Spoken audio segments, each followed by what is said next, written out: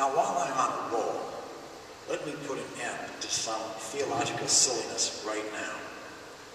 You've all heard the word rapture, when some people are taken up into the air to meet the descending Christ. The problem is, it's never used in Scripture. And while today's gospel may give us the idea that once there were two people working, one just disappears.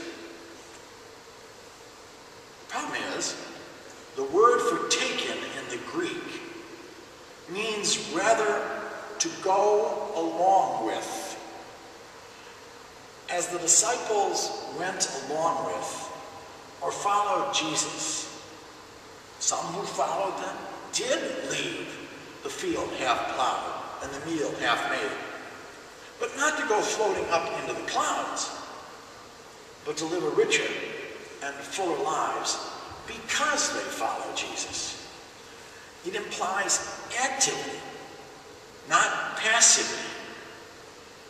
And our activity is to simply keep awake, to, in our lives, in the here and now, look for opportunities to serve Jesus.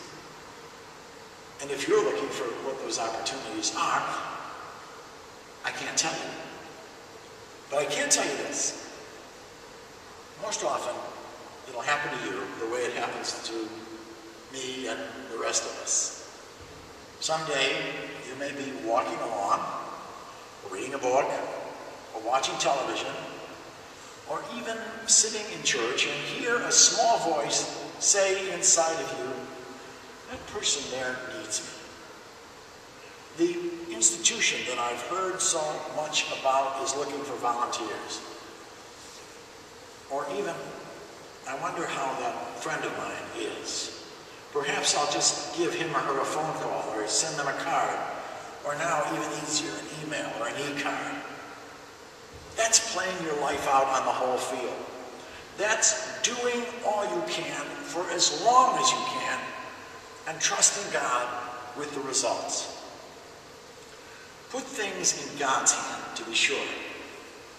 But then don't just stand there. Put your hands to work. This may be hard to believe, but I can glean one last lesson out of the Northwestern Illini game. And yes, my interest ran so high because I went to the two schools that had affiliations with them both.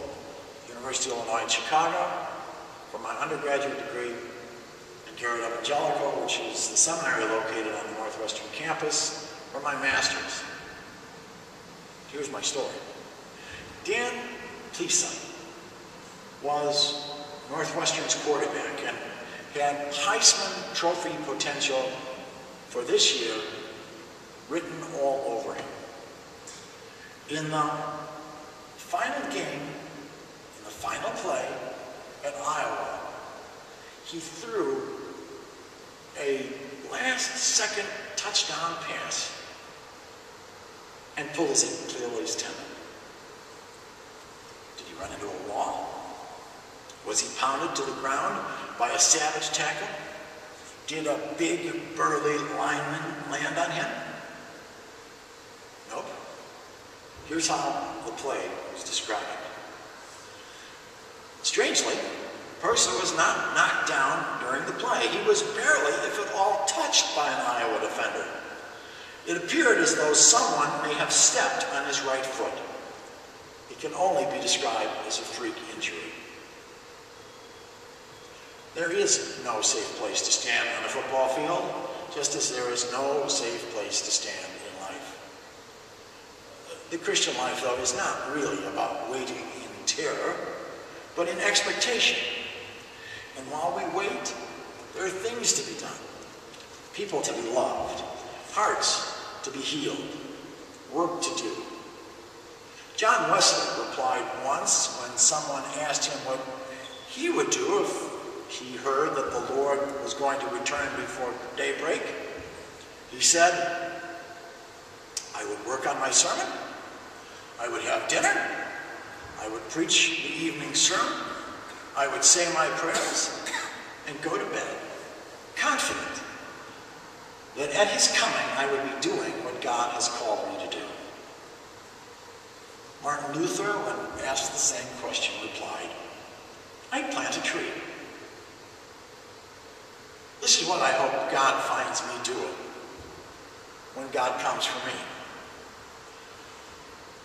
Standing with my back to the right field wall at Wrigley, leaping high into the air to intercept the possible game-winning touchdown, and running it back 109 3/4 yards for the game-winning touchdown at the other end. I realize I'll probably pull several muscles and perhaps even have a coronary in the process, but still, I will be playing on the whole field, and that is what Jesus is calling me to do. That's what Jesus is calling all of us to do. So may we never be too afraid,